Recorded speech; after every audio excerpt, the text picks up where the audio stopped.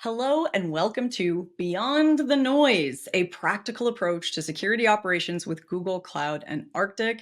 Today we're getting into real-world solutions for overwhelmed security teams. I think a lot of us can probably relate to that feeling right now.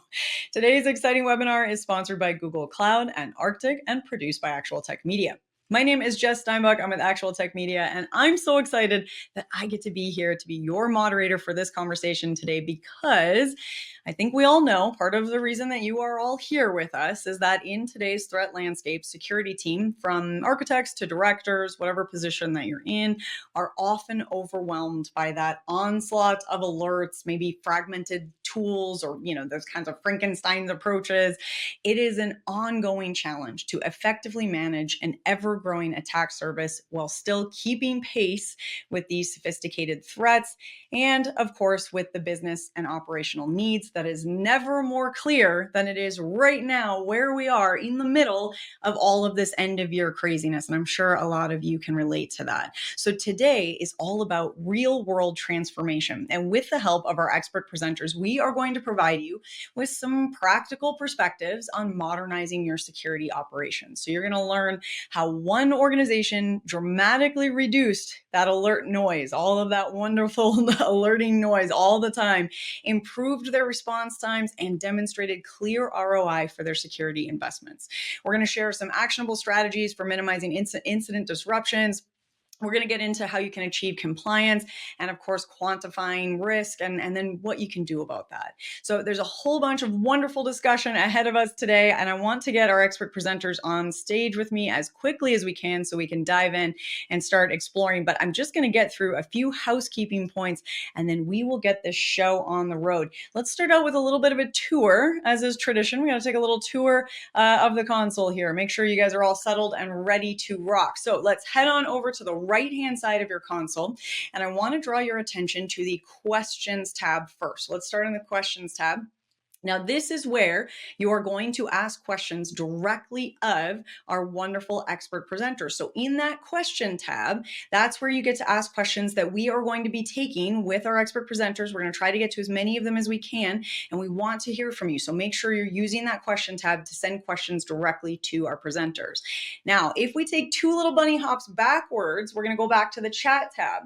The chat tab, and I see a bunch of you in there already saying hi and hello. I love that. You guys are, you're spreading the wonderful cheer and cozy vibes because it is cold and miserable for me here today. So thank you all for bringing the sunshine. Although for you folks in California, I don't even want to know. Don't tell me about your weather. I don't want to know. But in that wonderful chat tab there, that's where you all get to share your thoughts and ideas. So we'll start out with the highs and hellos and how's the weather where you are, unless you're in California, in which case please lie to me and tell me that it's miserable and cold there.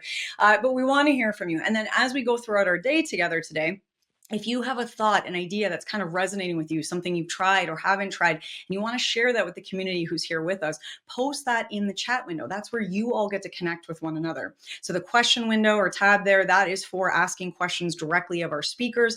And the chat tab, that's where you all get to interact and say hi and connect with one another, learn from one another, which is one of the best things about these webinars, right? I also want to direct you all over to the docs tab right in the middle of those two tabs, absolutely chock full of cool resources and takeaways. This is how you're going to be able to take action on some of what we will hear today is by clicking around in that docs tab and making sure that you are able to carry this conversation forward. So make sure you explore that docs tab there. All right, last but not least, I know that your eyes got drawn down to the bottom of the screen there. And of course that we do have a $250 Amazon gift card that we will be giving away as a prize drawing at the end of our webinar. Now you do need to be here all the way through the webinar, and you do need to meet those Actual Tech Media prize terms and conditions.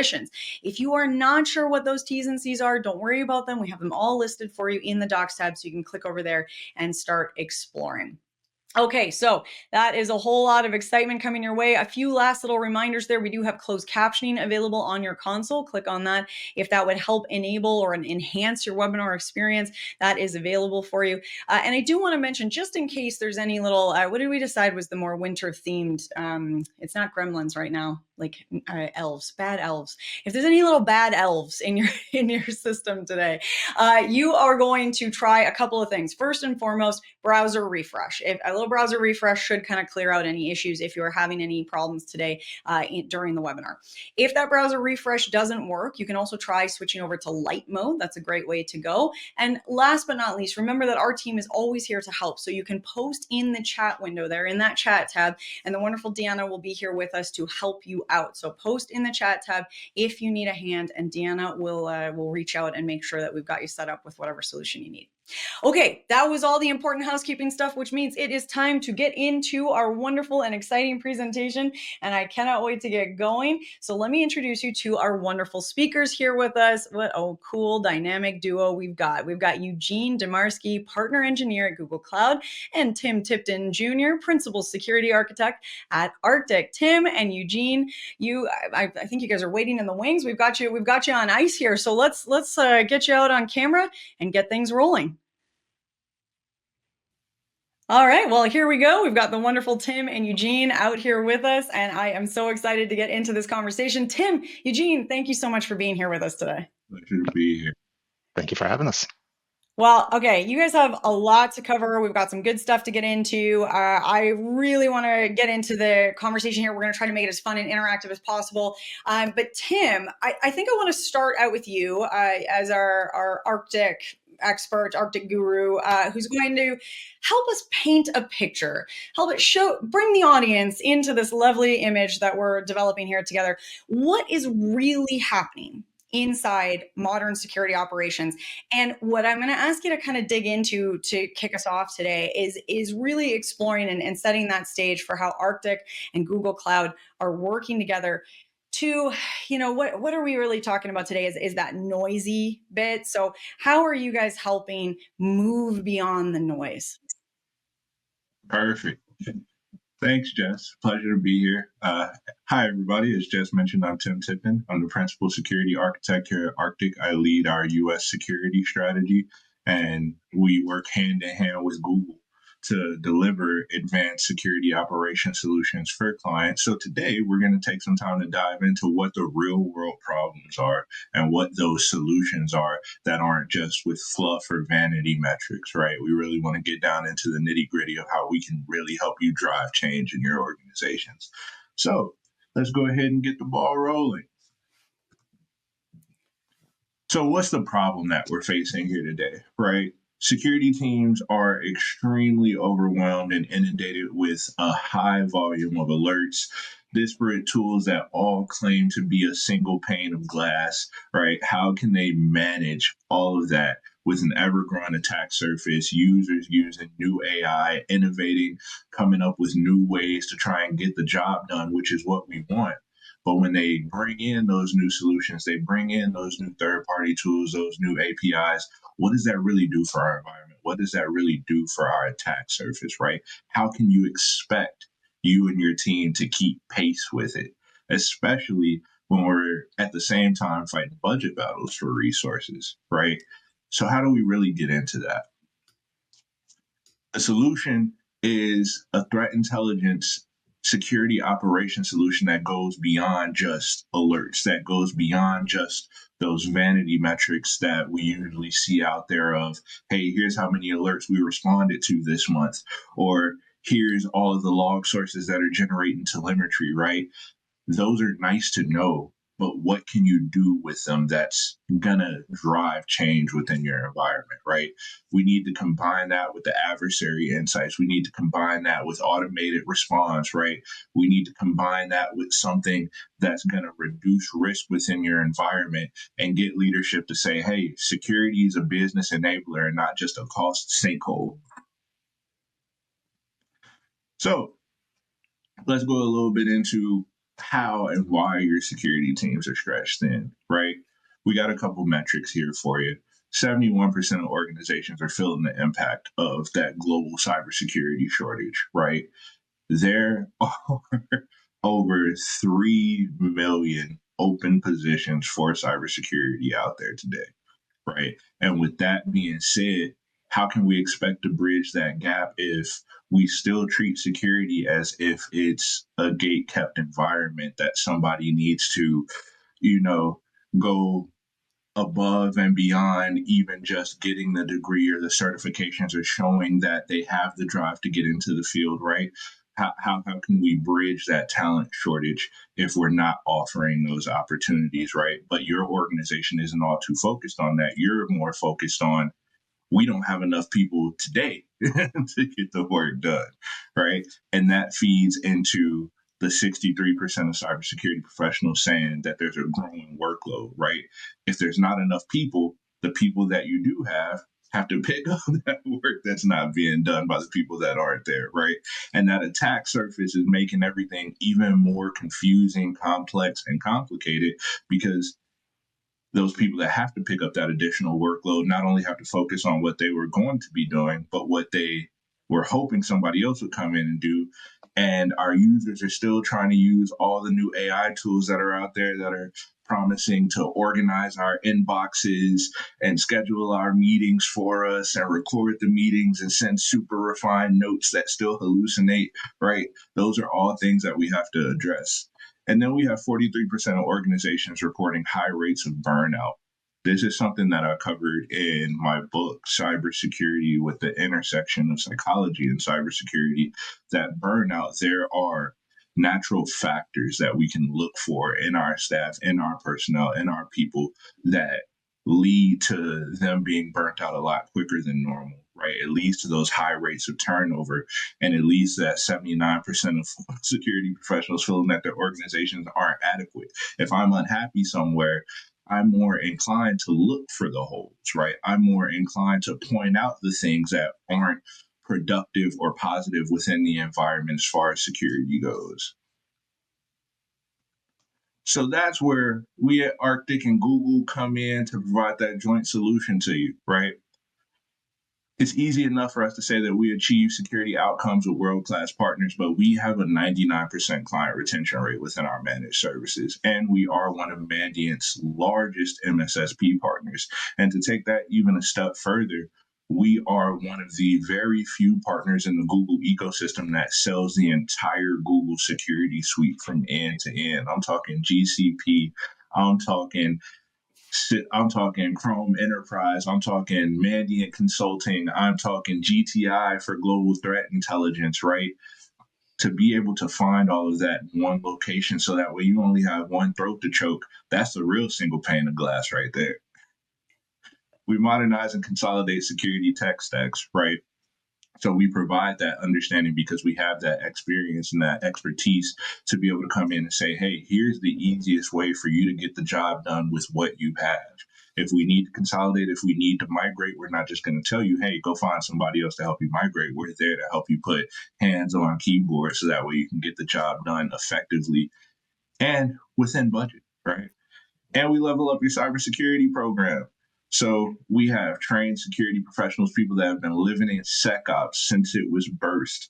We have people that have handled security and SecOps around the world, right? Even myself, I was in the Air Force for 10 years as a CISO and doing cybersecurity and interrogations and recon using the Google security suite, using all of the threat intelligence that Mandiant was able to culminate for everybody. So it all means something, right? We're all able to drive change with it.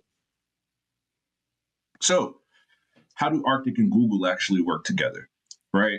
You may think, okay, which one, well, what am I actually getting from either organization? What's the point of me going through Arctiq when I can just go directly through Google? What's the point of me even using Google? Why doesn't Arctiq have their own thing, right?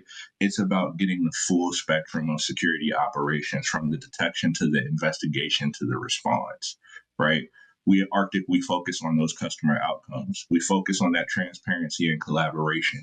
We let you know that it's a joint partnership, that we're all in this together, right? And we have that 99% customer retention rate. That hits home. That hits home. Google, what does SecOps bring? AI, Gemini, and SecOps. And we're not just talking about the Gemini that you have whenever you go to Google on your home browser and you're like, hey, how can I make a pizza from scratch and I don't have tomato sauce?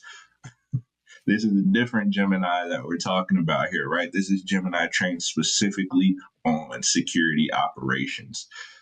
The searches that we're doing today, the security of those and the threats that those generate and identify all feed into this. So that way, the AI that we use in SecOps is even more powerful for performing those investigations, even more powerful when it comes to those detections.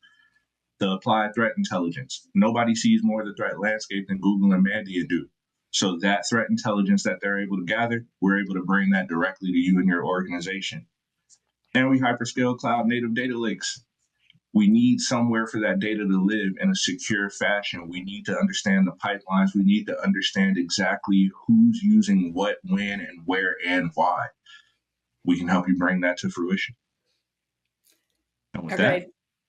That's awesome, Tim. I'm feeling a little attacked though, because that's like 90% of what I use ChatGPT for is telling me how to fix recipes when I don't have the ingredients. It's extremely accurate. Less helpful with cybersecurity though, but hey, sometimes you need a quick pizza for the lunch break, and the work break area doesn't have tomato sauce in the refrigerator for some odd reason. that's it. Maybe that is the cure to the burnout is having access to pizza ingredients at all times. I'm adding that. That's your next book, Tim. Somebody's gonna hate me because they already hate the pizza parties when people are burnt out. Yeah. Yeah, we're basically iterating a new version of, hey, you're tired. Here's a pizza party. Don't. Oh no. We lost everybody. Sorry guys. Okay. Well, keep we're gonna keep going. You know what, Tim? Let's drop the slides at this point and let's like round table this a little bit. I think we've got a lot of conversation to get into. And Eugene, I'm gonna pull you back in because I'd like to explore a little bit. Tim, I think you've really framed where we're going today and given us a great foundation to start from. And especially I like hitting on this partnership and this wonderful kind of better together story that we've got here. So I think where I'd like to go is I want to zoom in on that alert fatigue. Actually, let's zoom in on the reason for the pizza parties. So other than providing pizza parties to everybody, we're going to get into some solutions. And Eugene, this is where I'd like to tag you in because we know that fatigue is, and especially around alerts, is really going to be one of the biggest pain points that we're hearing from security leaders all the way through their teams, right? So can you help us unpack a little bit more how Google SecOps is really helping teams manage that alert volume, but without compromising the ability to catch what matters to stay in that proactive mindset? Absolutely, and thank you. I'm going to try to maintain the clarity and pace that Tim set up here, but I am a native New Yorker, so I have a tendency of going way too quickly. So you might notice that happening as I keep talking. Now, with alert fatigue, as you said, that is a very, very common issue that people run into, and SecOps does give you a lot of options to make it better. Not only do we give you the ability to easily filter your alerts and see them, but we have some very advanced functionality in there. The biggest of it is really alert grouping. So when the alerts come into the platform, what we do is we say, hey, let's look at all of these alerts. Are there related alerts that we can group into a case for the analyst so that they don't need to look through 10, 15 different alerts, but they can just look at the alerts that are related to, say, Tim doing strange things on his computer looking for pizza recipes, or is there a bad file that multiple users are all accessing that maybe the analyst can look at that in one place. So that kind of logic makes it significantly easier to look at large groups of alerts.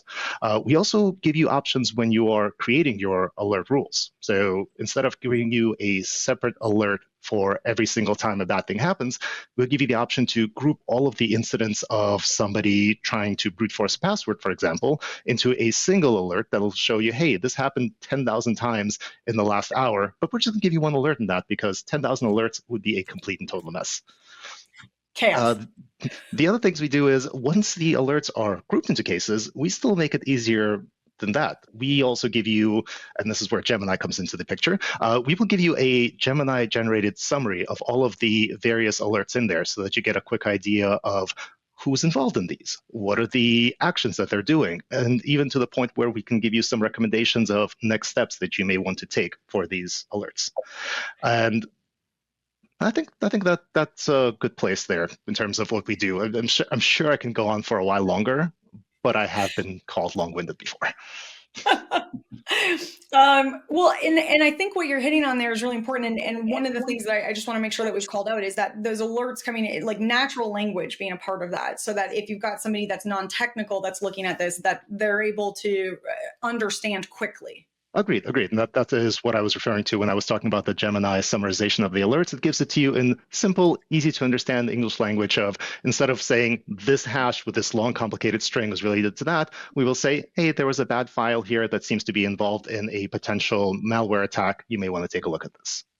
Which I love that. And Tim, I think actually I'd like to pull you in there, especially given, your book on psychology and cybersecurity. I think, this gets into that you can have all the best alerts in the world, but if you have too many or they're illegible because they're so technical, you're slowing down or limiting the number of people who can read and respond. And so addressing people in a language in a way that they can understand is part of that adoption and that usability.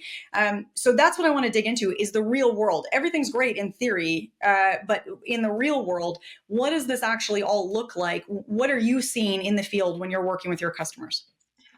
So in the real world, what we're seeing, right, is a lot as these analysts get inundated and overwhelmed with alerts, the quickest direction to burnout is if I'm overwhelmed with alerts and I'm just combing through them and we have so many false positives because we haven't had the time to be able to go in and refine our alert correlation and enrichment, I'm going to get more complacent when it comes to just, okay, ignore this alert, ignore this one. And we saw something like this before. The business owner said it was normal for him, so I'm going to ignore this. Any one of those could be the one alert or the one case that actually shows a threat actor entering the environment. But if those analysts are burned out, they're not going to be ready and even mentally capable of noticing it, right? And that's not just their issue, that's the organization's issue. Security is everybody's responsibility, right? The more healthy actions our users take, that leads to less alerts coming in, right? The better we secure our accounts, the less susceptible they are to brute force attacks, right? So what we're seeing out there in the wild right now is one of our clients, a really amazing client, Southern Nevada Health District. Their CIO, he's a genius, right? And one thing that I appreciate about a genius that knows it and is self-aware is they know when they need to call in help, right? They know when they don't know something and they're willing to say, hey, I need some support here so that way we can go win this war. And that's where he brought us in so that way we can support his team, right? And it's that bridging the gap of understanding of AI isn't here to take anybody's job, right? AI is here to take care of the mundane tasks that our people shouldn't need to deal with so that way they can focus on the more nuanced and dynamic things that AI can't keep up with at its current level, right? So with Southern Nevada Health District, they brought us in. We immediately reduced 76% of the false positives that they have within their environment, purely because, like Eugene mentioned, right, it goes from alert management to decision management because of we're not just looking at alerts, we're looking at cases, right? We're reducing the noise that's coming in from all of these different sources. We're correlating the telemetry better, and we have a team that has eyes on glass for them, so that way their team can focus on what's actually going on at SNHD on a day-to-day basis, right? And that's how we at Arctiq operationalize SecOps to the extent of you have a great platform. You have a platform that's super powerful because it affords you AI, it affords you Gemini and AI, right? It transitions those alerts to cases, but you want some specialists in there that are ready to get it rocking and rolling for you.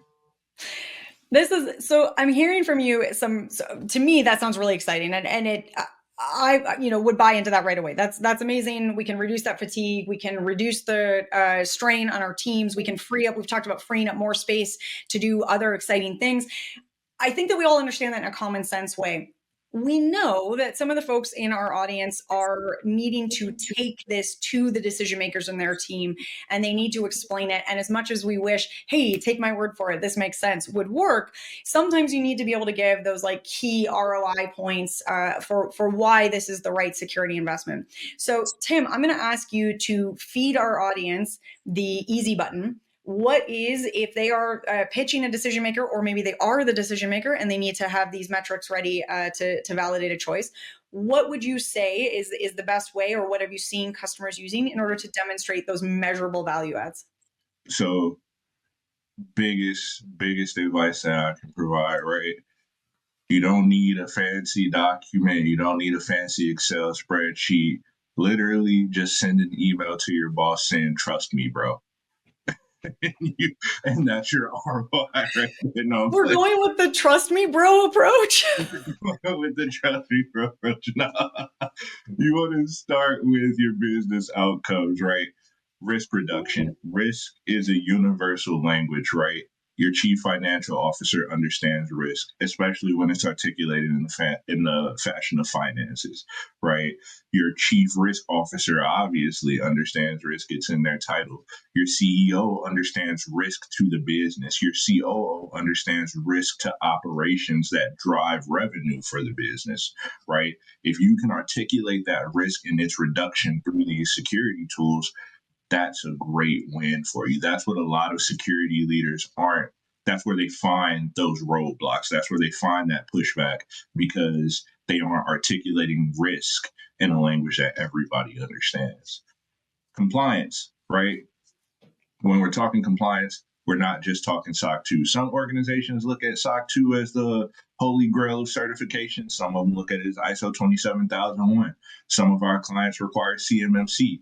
That's one where CMMC explicitly requires continuous monitoring for your environment, right?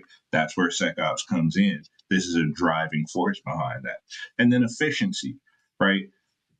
Because a lot of organizations look at security as a sinkhole, and you want to change that to a business enabler or a strategic driver, showing how you increase efficiency through security monitoring and not just allowing people to, have free run of the ranch. That's where you start showing change and improvement from all of this. Consolidating tools, right? With SecOps, you don't need a whole bunch of different tools to drive it, right? You don't need a SIM platform and then a proprietary AI model for you to be able to go in and perform searches with, right? You have it all there for you. You don't need another tool that brings SOAR in, because yes, there are tools out there that have SIM and SOAR together, but SecOps already comes with both. Why would you need multiple panes of glass when you can really get a single pane of glass for security operations? And then if we're talking just metrics, we've talked about the vanity metrics of how many alerts did we respond to this month. We've talked about the vanity metrics of, hey, here's how many log sources we've integrated with. Vanity metrics are just there, right? They're ones that we can't absolutely get rid of because some people still love them like Windows 2012 servers, right? But the ones that really drive change are your mean time to remediate, right? Your mean time to triage, your mean time to closure. So that way you understand how more efficient your team is getting, right? Fewer false positives. What percentage are we reducing that by? And then audit readiness. How ready are you to take what your organization provides to the market in a fashion that's secure and is going to get you that audit certification? I love that, and it's that story of like, I always forget the right phrasing of it, but like, I'm not going to pitch you the nail and the hole in the wall. I'm going to pitch you like what the framed picture looks like when you get to hang it, or the shelf, and how valuable it is. Like, I'm somebody fix that metaphor for me, but yeah, you're fixing what you're pointing out to them is you're painting the picture of where we can go, what this will solve, how this will look, what we will look like as an organization when we don't have this level of fatigue and burnout in our team, and what we will be able to achieve, instead of fixating on the specific tool. And Eugene, I think that's where I'd like to tag you in, because I think, Google can really help paint that picture of the beautiful success story on the other side. So Eugene, talk to us about how Google Cloud's approach is fitting in with kind of this modernization story that we've just walked through with Tim. Sure. Thanks, Jess. So kind of as Tim said to start with, we're trying to get everything in a single unified experience for you so that when you're looking at the platform, you see everything in one place, whether it's the SOAR or the SIEM or the detection rules, everything is in one place for you to do that analysis. We also try to make sure that even though we give you one place to look, all of your data is in that one place. So it doesn't matter if your data is coming from Google Cloud. It doesn't matter if your data is coming from AWS or from Azure or from other third-party tools. We are not only happy to ingest data from any of those tools, but we provide you the necessary tools and utilities so that you just put in your information and we will grab that data for you. We make it very easy and simple. Beyond that, we give the customers or the partners, in the case of Arctiq, full control of everything in the instance. That means that if you want to know what's going on, you have access to all of the logs. If you want to see, and when I say logs, by the way, I'm talking about the logs of what's going on in the instance. But beyond that, we also give you the ability to see all of the raw logs you've ever ingested. Nothing goes to waste. We don't just take the logs and say, oh, look at all of this cool information we've given you from the logs. We always give you the ability to go back to the original source material because sometimes that's just what you need to do. And beyond that, quite frankly, we keep on adding new features, which means more work for me as a partner engineer because I have to learn all of these features and explain to people how they work.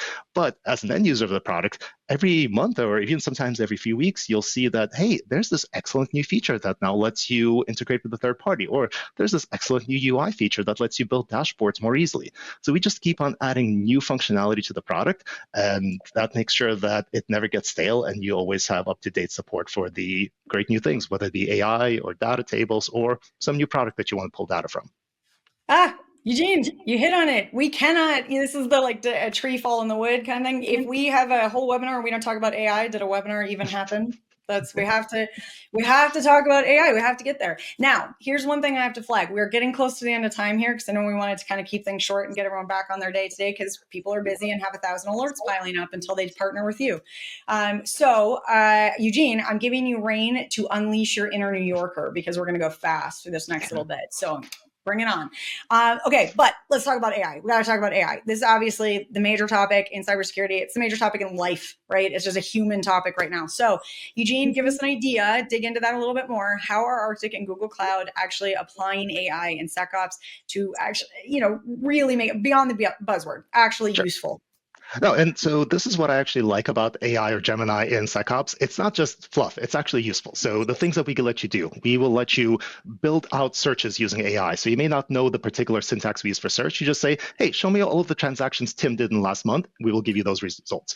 We use AI to be able to give you, as I mentioned, summaries of, hey, there are 15 alerts here with all the disparate pieces of information. AI will give you a summary of that. We also give you an AI chatbot. And yes, I know it's a chatbot, but it's actually a useful chatbot because not only is it trained specifically on SecOps models, meaning it's trained on the security information that you're going to work with, but it is aware of all of the various information that exists in Google Threat Intelligence. So you're talking about the various mandate analysis of the threat groups out there. So you can say, hey, tell me about these threat actor out there and tell me about what things I should look for in my environment. And the AI bot will actually give you pertinent information to that rather than saying, oh, here's how you make a recipe without tomato sauce. I literally felt like we hit the fast forward button. That was amazing, Eugene. Okay, Tim, I'd love to ask you the same question. Can I get you to chime in there too? Of course, it's one of those things where, like I mentioned, right, AI is not here to replace humans. It's here to amplify our power. It's here to help us shift from a manual workload to focusing more on strategy. And that's really it.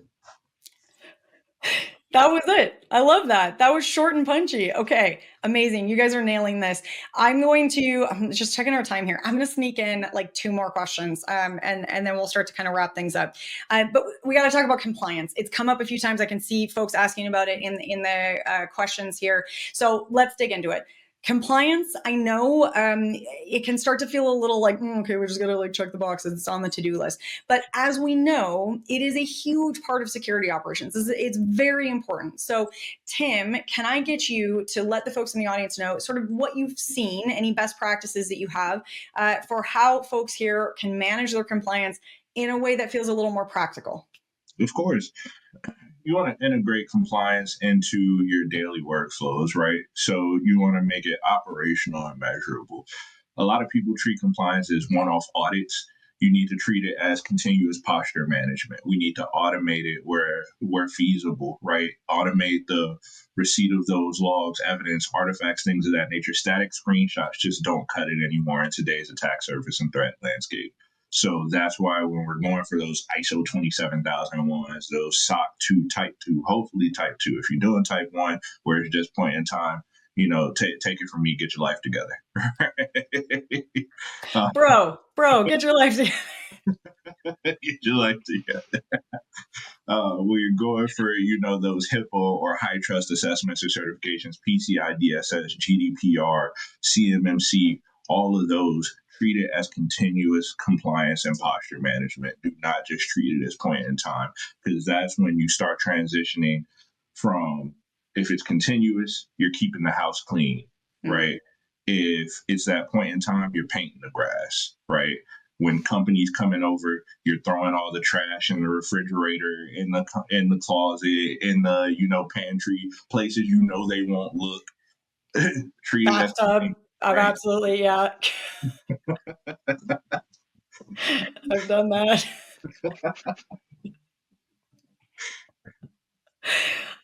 I like that. Okay. And that's hitting on like kind of going back to what you were saying. You got to get to the outcomes. You got to talk about the making compliance, not just the to-do box, not just focusing on the checklist, but focusing on the outcomes. Yep. You really want to make sure that you're honing in on using your security operations tool, SecOps, for that data residency and regional control, right? Especially with understanding where your data is living at and how it's being used and who has access to it. That's key. Especially here at Arctiq, we provide our clients the same level of access and visibility that we have. We don't function behind an iron curtain, right? So that way you know exactly what's going on and who's in there monitoring you for you. Perfect. All right, Eugene, let's get your thoughts on that as well. Compliance. Absolutely. So in terms of compliance, what we can offer inside of the Google Security Operations Suite in general is one of the things, MITRE ATT&CK platform, or MITRE ATT&CK, everyone needs to be aware of what's going on with it. We give you quick visibility into what are you actually tracking in your environment. So every rule that we provide for you, and rules, by the way, are just methods of detecting threats inside of your environment, will have a section that says, this is covering this TTP, so that we give you a chart saying, hey, these are the things you're monitoring. These are the ones you're not. Maybe you should take a look at that so that you have everything covered. And when you write your own rules, you can do the same thing. The other part of it is there's the SCCE, the Security Command Center Enterprise Platform, which monitors your threat posture inside of both GCP and external environments like Azure and AWS, so that you always know, hey, do I have something that has a known vulnerability that I need to monitor? Do I have something that I need to patch? Are there potentially attacks happening, or are there compliance levels that I may not be meeting, so that you get an immediate notification of what's going on there. These reports are happening basically nonstop, so that if something changes, you will be notified about it within a relatively short amount of time. I think hours, if not faster than that. That's kind of speed and ability to keep up. Okay, we have gotten through a lot. I asked you guys to kind of rush. Eugene, well done. New York, all the way. Love it. I'm from the Midwest. We move very slowly. I'm from Chicago. Yeah, exactly. Tim and I are like chilling. Eugene's ready to go.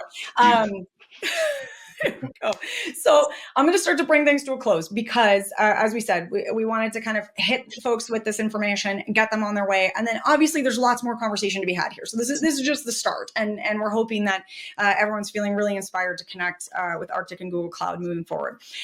That's what I want to end on. I want to kind of give everyone here a way that they can take action. They're leaving, they're feeling fired up, they want to learn more, they want to take some steps in their organization.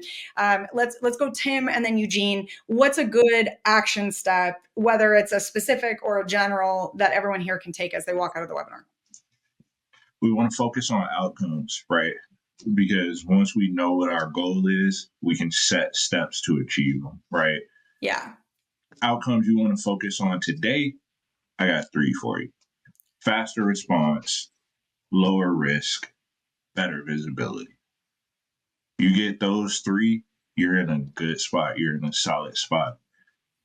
Here at Arctiq, we're making those enterprise solutions like SecOps achievable for smaller organizations. And that's what we need, right? Those solutions shouldn't be gatekept to just the larger organizations that can naturally afford them, right? The smaller businesses are doing the same kind of business that the larger businesses are doing, just not doing it at the same scale as them. So that's why we scale SecOps to the organization's environment, making it powerful enough to where they can keep up to those enterprise organizations. That's my field. That's a lot of good reasons to be excited. That's some good action steps and look ahead. Eugene, what are you pumped up? What are you excited about that's in the future? What should the audience be excited about? As I said before, we are constantly releasing new things in SecOps. So what I would say is we at least have a monthly partner series where anyone can really jump into a webinar that we at Google host. You can listen to one of usually people from my team talk about, hey, this cool new feature. Here's how you use it. Here's how you can take advantage of it. Here's how it'll make your life using the security operations suite better. So definitely take a look at that and join it. And sometimes maybe even see me talking. Well, we all want to hang out with you more, Eugene. Yeah, I'm in for that. Okay, so amazing. And I think that is a great, I'm obviously biased. I think these webinars are the best way to get to know a topic, an idea, a platform, a partnership, because it allows us to just drop everything and have a chat. And I think we've been able to do that today. Tim, I do want to shout out because the folks in the chat have been thanking you for your service. And I want to make sure that you did get to hear that. And for the support. Yeah, we appreciate you. You've got a lot of, both of you've got a lot of fans in the audience now. Now, here's one thing I do want to mention. We got some good questions coming in the Q&A. We're going to leave them for now because, again, we've got a lot and we're going to start to wrap things up. So what I'm going to do is make sure that all the questions that got asked are sent to both of you after we wrap so that your teams are going to have a chance to follow up and get some answers back. So more things coming soon. And I think that's kind of where we'll wrap it today. But I'm truly hoping that we'll get to have you guys back again and we'll get to dig in a little bit more because I know we're just kind of tip of the iceberg here with all the conversations we can get into. And it changes fast these days, right? It changes so fast. Yeah. The landscape is different than it was before we started this. Yeah, yeah, 30 minutes ago, it was a totally different world. And now changes faster than I talk. Yeah, exactly. Perfect. Oh, gosh. Well, Tim, Eugene, thank you both so much for being here with us today. This has been a real pleasure. Thank you, Jess. Okay, now another great way to learn a little bit more right away, keep this conversation going, is to use the QR code that you see up on the screen. I'm also going to remind you guys to head on back over to that Docs tab, make sure that you are getting the resources you need. So use that QR code. I'm going to leave that up for a little bit so that you have a chance to scan that and get things kind of rolling on learning a little bit more. While you're also doing that, I want to point out that Deanna is going to open up a survey, and we would really love to hear from you. How did things go today? Did you learn what you expected to learn? Are we hitting you with the right information in the way that you like to learn? Let us know if you do have any feedback for the webinar. We would absolutely love to hear from you. Again, that survey is open over in the same area with that Docs tab there. All right, so you guys are scanning your QR code, you're exploring the Docs tab, you are answering the survey, all of the best things. I guess it's time for a prize giveaway. Let's get into that. We have a $250 Amazon gift card today going to someone who is live, present, and a little bit lucky. That special somebody today is Michael Rollins of Ohio. Michael Rollins of Ohio. Congratulations to you, Michael. Now, as always, we will be in touch about claiming your prize after we wrap the webinar, so stay tuned for that. Okay, my friends, well, I hate to say it, but that is where we're going to have to leave it today. So with that, on behalf of the Actual Tech Media team, I want to once again thank Google Cloud and Arctiq for making this webinar possible, especially to our incredible speakers here with us, to Tim and Eugene. Both of you have given us so much to think about today. I had such a fun conversation. Speed competition, speed speaking competition. Is that is that a thing? I like to believe that I kind of get on a roll and get moving pretty quickly here. But I think Eugene really showed me up. He can speak quite quickly and get a lot of information through very quickly. So that was a ton of fun. I do want to say though, and my biggest high fives, my biggest thank yous go to all of you here with us for joining us today, for making this webinar possible. I know that things are absolutely crazy right now. I know how busy things are, and it is very hard to take time away to step back and start thinking about anything other than what's immediately in front of our faces here today. And I think today we got to have a really interesting conversation, a great example of what happens when we all come together and we pool our learning, pool our questions and our knowledge, and get to learn a little bit through discussion and through conversation. So thank you all very much for joining in. I appreciate all of your time and energy, your wonderful questions, and we will leave it here for now, but hopefully I will see you all again soon. And until then, have an absolutely beautiful end to your day. Thanks all.